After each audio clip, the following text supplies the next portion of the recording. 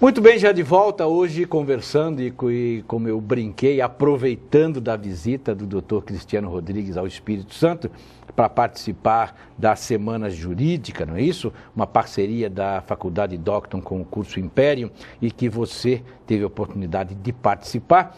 Eu quero dizer também para você, se você quer participar de um encontro jurídico com certificado, tal, é a parceria sempre do Imperium, não é isso? No 4º Encontro de Notáveis, é um aulão para a OAB e é o famoso dia D lá no Centro de Convenções. Eu vou estar lá, vou participar, é fantástico. Dr. Cristiano Rodrigues vai estar, André Barros vai estar, toda a turma do curso Imperium LFG vai estar lá, né? E são parceiros do Café com Leite. Então, no dia 19 de maio, o dia todo, aí você pode participar, sem problema nenhum.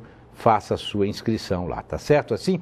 Doutor Cristiano Rodrigues, o Brasil poderia ter autorizado esdrúxulamente esse aborto aí e ser pego no contrapé de estar sendo contra os direitos humanos? Olha, não é o caso. Na verdade, o Brasil, por ser signatário de alguns pactos internacionais, Declaração Universal de Direitos Humanos Fundamentais, Sim. Pacto de São José da Costa Rica, ele se obriga a garantir direitos humanos fundamentais. E não só via pacto. A Constituição Federal, certo. Já em seu preâmbulo, já no artigo 1º, já no artigo 5º, ela garante que todo ser humano tem direito à sua vida, à sua liberdade, à dignidade e tantos outros direitos humanos fundamentais. Sim. Esse aborto, o aborto do anencéfalo, como a gente acabou de falar, ele não afeta, na visão jurídica, hoje já convalidada pela STF, o direito à vida. Perfeito. Né? Porque não há viabilidade de vida extrauterina. Então não haveria violação de nenhum direito humano. A gente pode pegar um exemplo um pouquinho mais específico. Imagine uma pena de morte. Né? Que essa sim seria uma violação explícita e direta de um direito humano fundamental. Obviamente que numa situação como essa, se o Brasil começasse agora a aplicar a pena de morte, haveria uma série de discussões no âmbito internacional, inclusive questionamentos dos países signatários em relação a isso. A gente tem que fazer a ressalva que existe a pena de morte no nosso Código Penal Militar, né, que não é aplicada e por isso não gera discussões, né, porque é para caso de guerra, são casos específicos.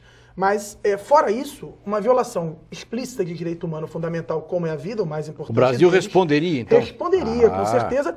Na verdade, seria interpelado por esses outros países, o que não impede a autonomia do Brasil de querer fazer isso. Vejam que há outros países que são signatários de declarações universais de direito humano e que, por exemplo, aplicam a pena de morte, nos Estados Unidos, em alguns dos seus estados. Então, existe uma autonomia por soberania do país para optar. Mas, obviamente, que isso pode acarretar em sanções internacionais. Seria interpelado, sim, no mínimo, né? Interpelado e talvez sanções internacionais, alguns problemas diplomáticos com alguns países que fossem radicalmente contra essa decisão, seja a razão que ela tivesse. Mas não no caso do aborto do anencéfalo. Quer dizer, a vida não está sendo afetada ali. Esse é totalmente dentro das normas jurídicas. Jurídicas e de direitos humanos, porque a constatação para que ele fosse autorizado foi de que não havia vida. Então não está se violando um direito humano fundamental à vida.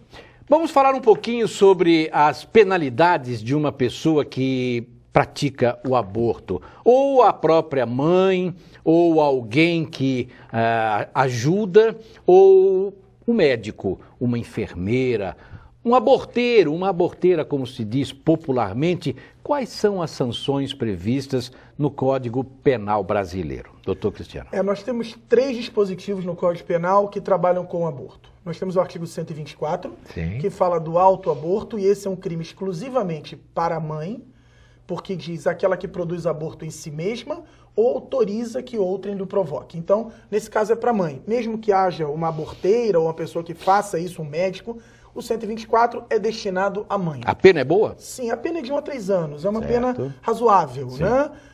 Agora, a gente tem o aborto com o consentimento da gestante, que é o do 126, com uma pena muito semelhante, próxima a isso. E a gente tem o mais grave dos abortos, que é o do 125, né? Que aí já vai ter sanções muito mais severas, e é o aborto que é praticado por alguém, por terceiro, na gestante, sem o seu consentimento. Certo. Muitas vezes produto de uma grave ameaça ou de uma coação física, e aí sim a gente tem uma sanção que é mais severa. Além disso, ainda temos um aumento de pena no caso desse aborto e mesmo quando a prática é por terceiros, no caso da morte da gestante ou de lesões graves que ela sofra em decorrência desse aborto, é o 127 que gera um aumento de pena. A pena é razoável, as penas são equilibradas. Veja que no caso do com consentimento e do autoaborto, elas são menores, obviamente por razões claras. O sem consentimento por coação é um crime muito mais grave. Bem, como eu às vezes brinco, ir até Roma e não falar com o Papa, ou se conseguir falar com o Papa, não falar sobre a Bíblia, seria uma coisa incoerente, né? Mas falando com o doutor Cristiano Rodrigues, eu não poderia deixar de perguntar a sua opinião, agora é opinião mesmo, sobre o Código Penal brasileiro, que é de 1941, é antiguíssimo, não é?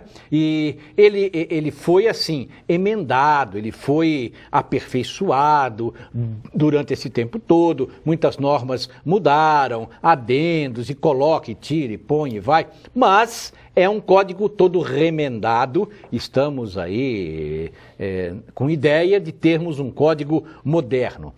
Mas qual a opinião do doutor Cristiano? Nosso código atende às necessidades brasileiras, doutor Cristiano? O Código Penal ele tem duas partes, né? A parte especial, que define os crimes em espécie, essa sim é de 1940.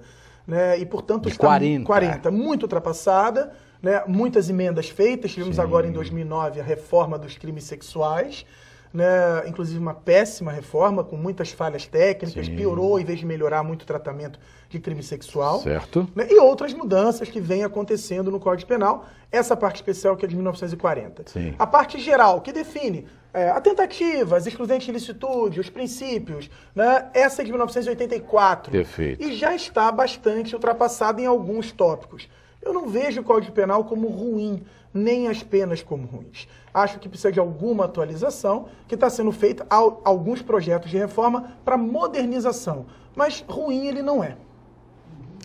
Menos mal, não é verdade? Bem, eu quero assim deixar marcado já, não sei a data, mas eu vou ficar de olho, na próxima visita do doutor Cristiano ao Estado, pode ser próximo do dia 19, não sei, mas eu quero novamente a presença do doutor aqui para conversar com você, telespectador. Vai ser um enorme prazer. Doutor Cristiano, prazer em revê-lo mais uma vez e sucesso, tá bom? Muito obrigado. Muito obrigado a você que esteve comigo até agora, eu espero que o assunto tenha sido do seu interesse, né? E que você tenha aprendido alguma coisa. Muito obrigado a participar do curso Imperium e até o próximo programa com fé em Deus. Até lá.